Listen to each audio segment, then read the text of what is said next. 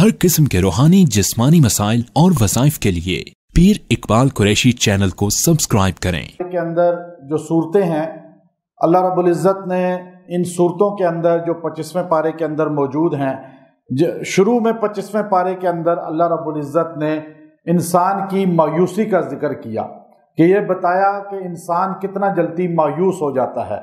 इंसान की जो आदत है वो जल्दबाजी की है, और फिर अल्लाह रब्बुल इज़्ज़त फरमाते हैं कि मायूसी की है। पहले तो ये बहुत ज़्यादा उम्मीदें लगाता है, और फिर ज़रा सा इसकी रस्सी खींची जाती है तो ये अल्लाह रब्बुल इज़्ज़त ही से मायूस हो जाता है, और फिर अल्लाह रब्बुल इज़्ज़त की ज़ात से शिकवे शुरू कर देता है। मायूस होना ये अल्लाह रब्बुल इज़्ज़त को पसंद नहीं है। अल्लाह रब्बुल इज़्ज़त कुरान पाक में बेशुमार आयात के अंदर जो है बार बार इस चीज़ का ऐलान फरमाते हैं कि इंसान अपनी इस खामी को सुधारे। अब जो इंसान, चूँकि इंसान बुनियादी तौर पर मायूस है, मायूस रहता है और जल्दबाज है और कनूत है, लेकिन जब इंसान अच्छे माहौल में रहता है, अंबिया की सोबत में या अंबिया की तालीमात से जुड़ जाता है, तो अल्लाह ताला उसे इस खामी से निकाल देते हैं, और फिर वो इस खामी से निकलने के बाद जो है वो सही मानों में अल्लाह रब्बुल इज़्ज़त की ज़ात पे उम्मीद रखता है। मायूसी ये गुनाह है, और मायूसी जो है इंसान को लेके जहन्नुम की तरफ चली जाती है, मज़ीद गुनाहों में उतार देती है। इसलिए फरमाया कि मायूस नहीं होना चाहिए। गुनाहगार जितना भी क्यों ना हो, उसे अल्लाह फरमाते हैं वो भी मायूस ना हो। जितना बीमार है वो भी मायूस ना हो, जितना परेशानियों में घिरा हुआ है वो भी मायूस ना हो। इसलिए कि अल्लाह ने ये कायनात का निज़ाम हमें बताया अगली आयत के अंदर, सनुरीहिम आयातिना फिल आफाक और वफ़ी अनफुसिहिम। अल्लाह कहते हैं ये आयात जो आफाक की हैं, कहकशाएँ हैं, सूरज चांद तारे हैं, ये सारी एक अल्लाह की आफाक है, कि अल्लाह का एक निज़ाम है। इसमें भी गौर करो, लेकिन अपने आप में भी गौर करो। अल्लाह ताला ये दो बातें क्यों कहता है? मायूस बंदे का पहले जिक्र किया। मायूस होने वाला ये समझता है अब परेशानी कभी ख़त्म नहीं होगी, अब ये ज़िल्लत कभी ख़त्म नहीं होगी, अब ये ज़वाल कभी ख़त्म नहीं होगा। अल्लाह कहता है गौर करो मेरी कहकशाओं में, मेरे निज़ाम कायनात में। रात होती है, दिन लाजमी आता है, गुरूब होता है, तुलू लाजमी सूरज होता है। जब भी सर्दी आती है तो गर्मी भी लाजमी आती है, अंधेरा आता है तो उजाला लाजमी आता है। अल्लाह का निज़ाम है, हमेशा अंधेरा नहीं रहता, हमेशा गर्मी नहीं रहती। हमेशा इसी तरह जैसे अंधेरा हमेशा नहीं रहता, बीमारी हमेशा नहीं रहेगी, ज़िल्लत हमेशा नहीं रहेगी, ज़वाल हमेशा नहीं रहेगा। अगर अल्लाह से ताल्लुक़ जोड़ लोगे तो अल्लाह ताला तुमको जो है उस परेशानी ज़िल्लत से निकाल देगा। नाउमीद आदमी, परेशान आदमी, जब उसे कोई सहारा नज़र ना आए, कोई सबील नज़र ना आए, वो 25वें पारे का पहला रुकू 7 मरतबा पढ़ के अल्लाह से दुआ करे, अल्लाह ताला उसको रास्ता निकाल देंगे और उन परेशानियों से, बीमारियों से छुटकारा अता फरमा देंगे। सूरज शूरा, ये कुरान पाक की वो सूरत है जो शूरा के नाम से है। एक इस सूरत का सबसे बड़ा फ़ायदा ये है कि जब आपको कोई फैसला ना होता हो, आप शादी के बारे में, कारोबार के बारे में, कहीं और ख़रीदो फरोख्त के बारे में, किसी बारे में आप मशवरा करना चाहें, तो सूरह शूरा पढ़ के दुआ करके सो जाएं। एक दिन खाली ये अमल करें, अल्लाह ताला आपके कल्ब में वो रासिख कर देगा, और अल्लाह ताला आपको जो है उस काम में खैर पैदा कर देगा और शर उठा देगा। ये वाहिद सूरत है जिसके शुरू में जो हरूफ मुक़त्तआत हैं, हा मीम आइन सीन क़ाफ, ये 5 अल्फाज हैं। जब आप किसी जगह जाएं और ये 5 अल्फाज जो है, आप किसी भी जो है पुलिस स्टेशन जाते हैं, अदालत में जाते हैं, कहीं भी आपको इंटरव्यू देने जाना है, इमिग्रेशन में आप जा रहे हैं, आप जो है इसको यूं पढ़ें कि पहले मुट्ठी को बंद करके वहां खड़े हो जाएं और दिल में आहिस्ता आहिस्ता पढ़ें। हा, उंगली एक खोल लें, मीम आइन सीन क़ाफ, बस ये मुट्ठी खोल लें और ये पढ़ लें। आपका अल्लाह ताला रौब पैदा फरमा देंगे और आप उनसे मरऊब नहीं होंगे, बल्कि आप मदऊ नहीं बनेंगे, दाई बन जाएंगे। यानी आपका अल्लाह ताला उन पर रौब डाल देगा, उनका रौब आपके दिल से निकाल देगा।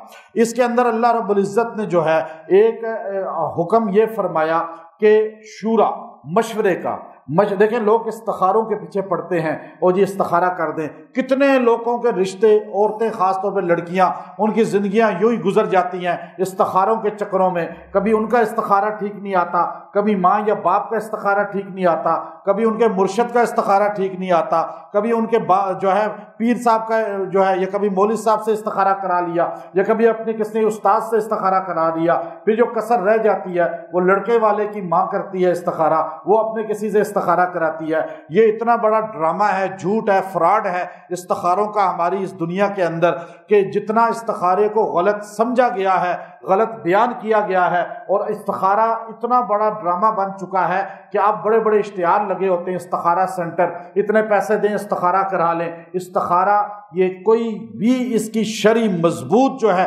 یہ طریقہ نہیں ہے جو ہمارے معاشرے میں رائج ہے۔ نہ استخارہ لڑکے کے ماں کر سکتی ہے، نہ باپ کر سکتا ہے، نہ تایا چچا ماموں، نہ مولوی صاحب، نہ پیر صاحب، کوئی بھی نہیں کر سکتے۔ لڑکی کا استخارہ بھی نہ اس کی ماں کر سکتی ہے، نہ باپ کر سکتا ہے، نہ ماموں، تایا چچا، پیر، مرشد، کوئی نہیں کر سکتا۔ استخارہ آقا صلی اللہ علیہ وسلم نے صحابہ کو سکھایا، حدیث کے الفاظ ہیں کہ آپ نے بتایا میرے صحابہ یوں استخارہ کیا کرو۔ ایک صحابی نے کبھی رسول اللہ سے نہیں کہا یا رسول اللہ میں شادی کروانا چاہتا ہوں، شادی کرنا چاہتا ہوں، کاروبار کرنا چاہتا ہوں، آپ استخارہ کر دیں۔ یا کسی صحابی نے ابو بکر صدیق سے کہا ہو، عمر فاروق سے کہا ہو، یا حیدر کرار سے کہا ہو، یا کسی صحابی نے اپنے کسی بڑے سے کہا ہو، ایسا آج تک ثبوت نہیں ملا۔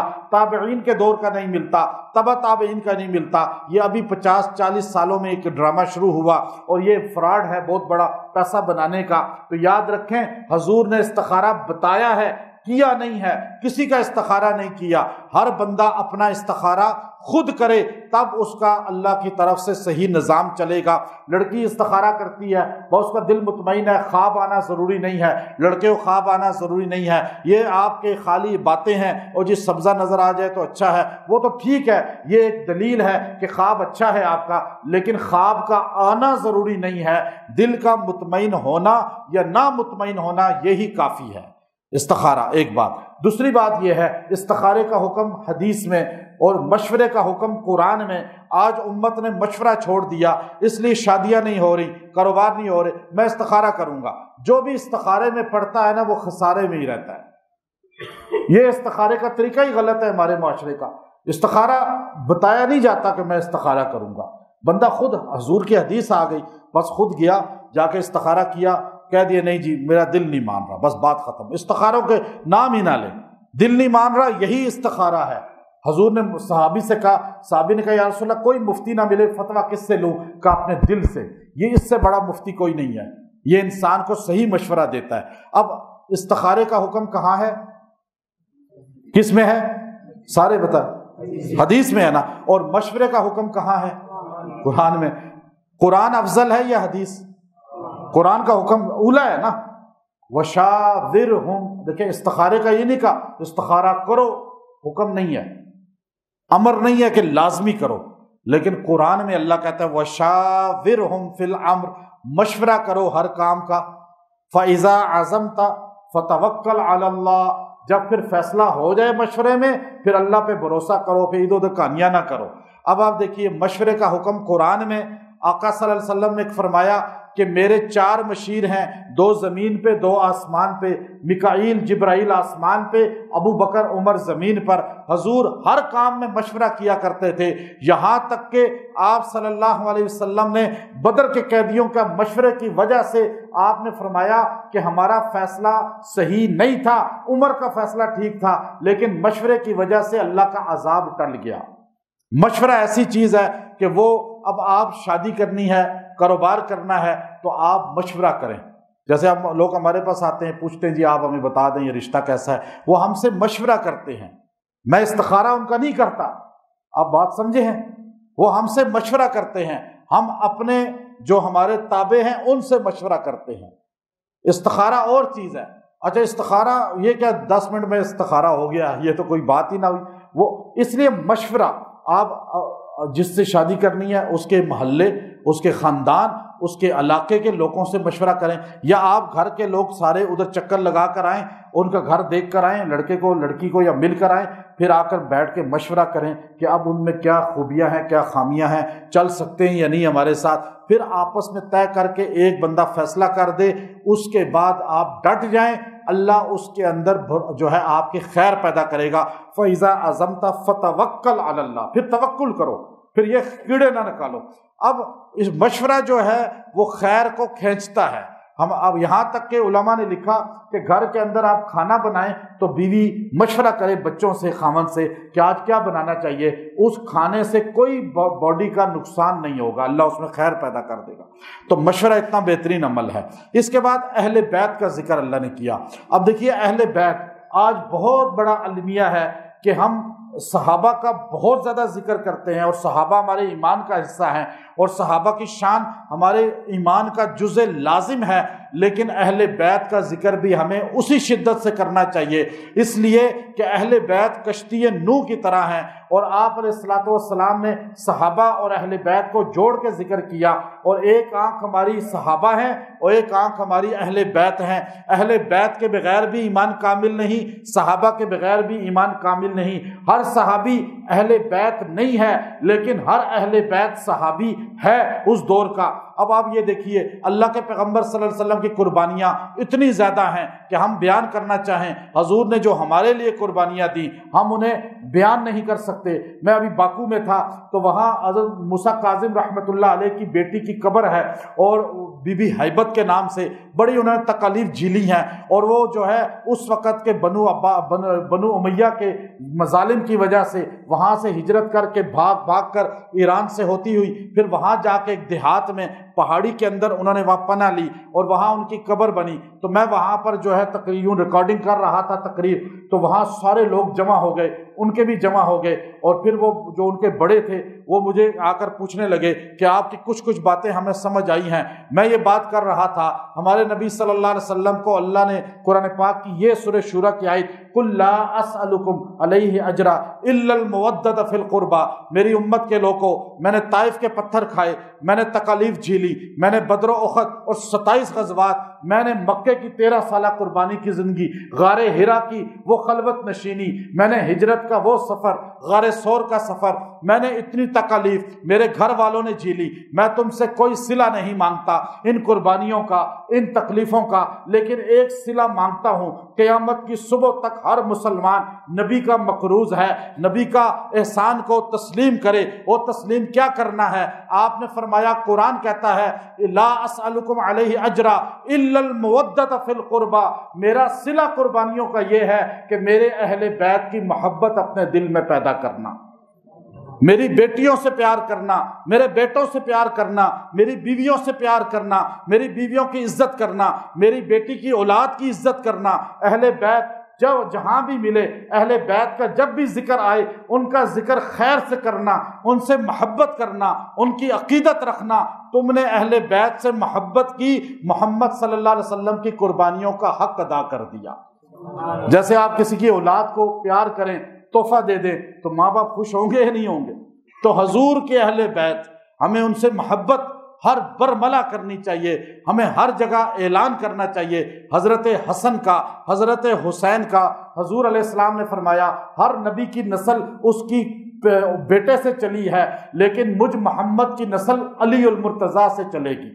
تو علی کی اولاد جو ہے وہ اہل بیت میں سب سے زیادہ اللہ رب العزت نے ان کو عظیم بنایا ہے، تو ہمیں ان کا ذکر بڑی محبت سے کرنا چاہیے۔ ہم صحابہ کے بھی غلام ہیں، اہل بیت کے بھی غلام ہیں، یہ ہمارا اعلان ہونا چاہیے۔ پھر آپ دیکھیے اس کے بعد وما اصابکم من مصیبت فبما کسبت ایدیکم ویعفو عن کثیر، جو مصیبتیں آتی ہیں یہ تو تمہارے ہاتھ کی کمائی ہیں، بہت سی تمہارے گناہ جو ہے، تمہارے گناہوں کی وجہ سے یہ مصیبتیں آتی ہیں۔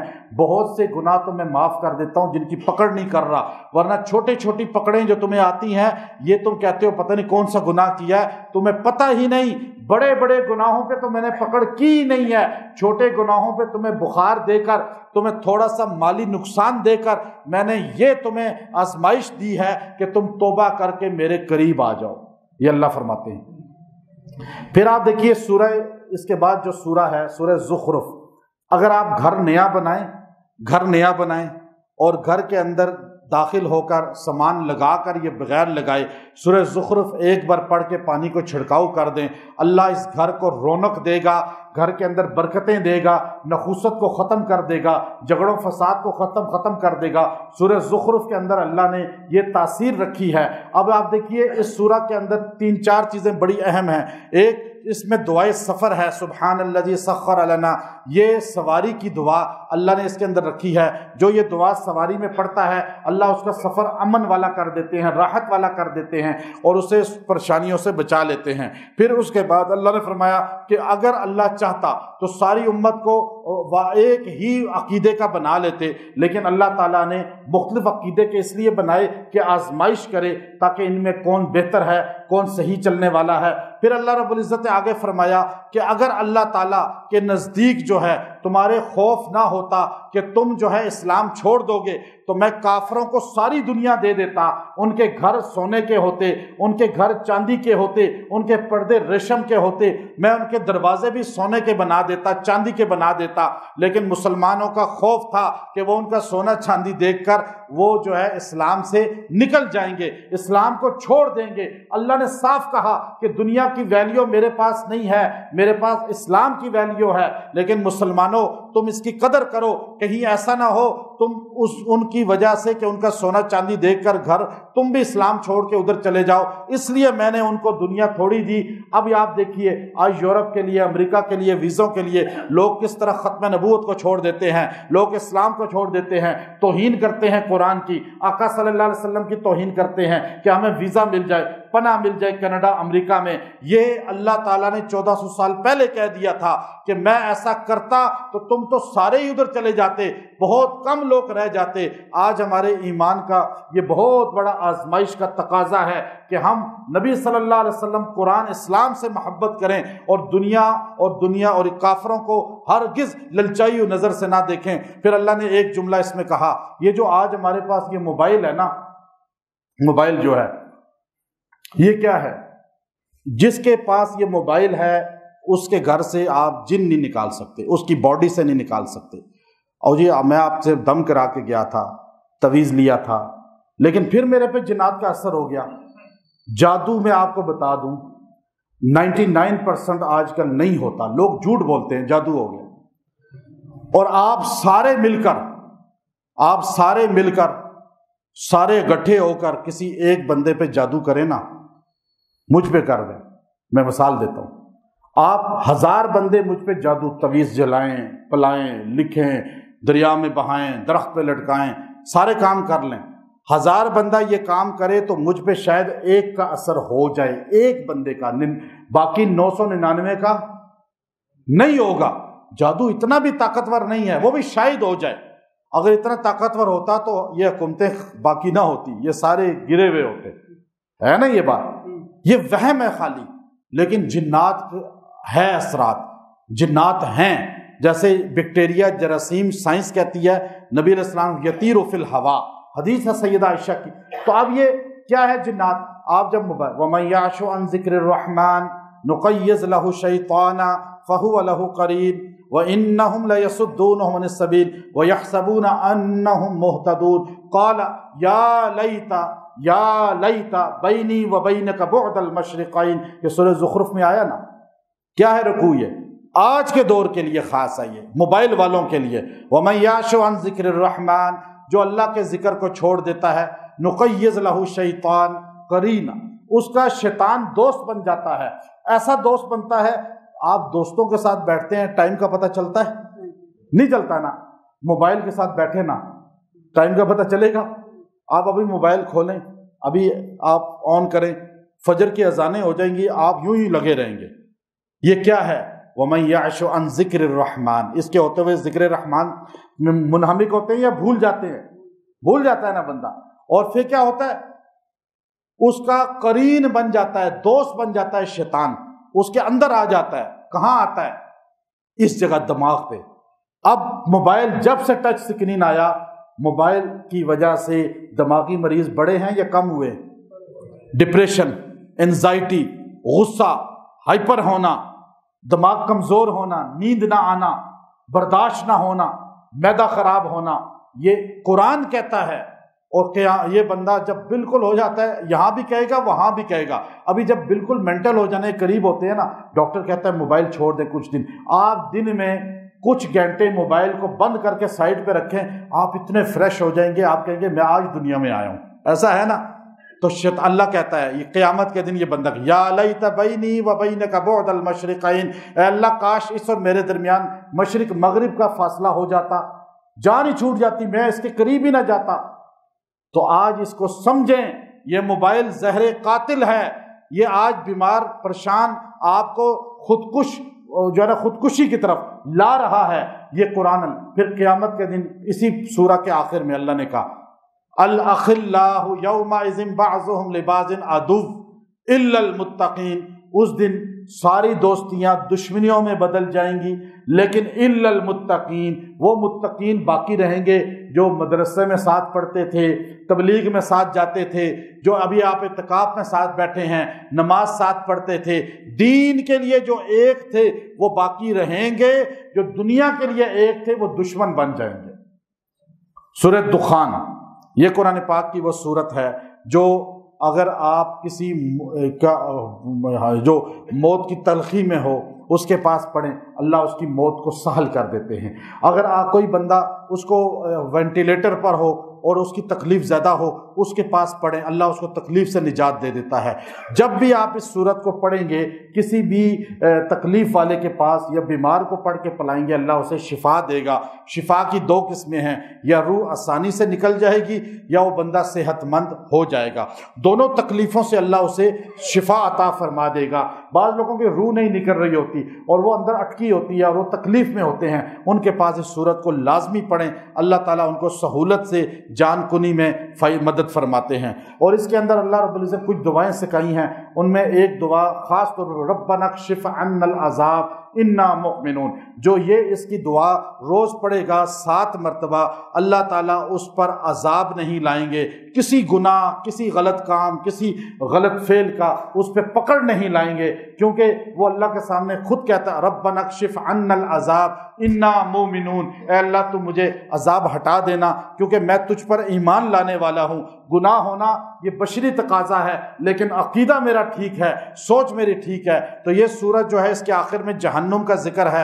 اور پھر اس کے پہلے رکوع کے اینڈ پہ کہا کہ کچھ لوگ ایسے ہیں فما بقت علیہم السماء، ان کے مرنے پہ آسمان کو کوئی افسوس نہیں ہوتا، لیکن کچھ ایسے ہیں جب وہ مرتے ہیں تو آسمان بھی برستا ہے، روتا ہے، اور ان کی وجہ سے آسمان کا رنگ بھی چینج ہو جاتا ہے. تو آخر میں جہنم کا ذکر ہے، جہنمیوں کی سزاؤں کا ذکر ہے. اللہ تعالی ہمیں عمل کی توفیق عطا فرمائے. وآخر دعوانا ان الحمد للہ رب العالمین.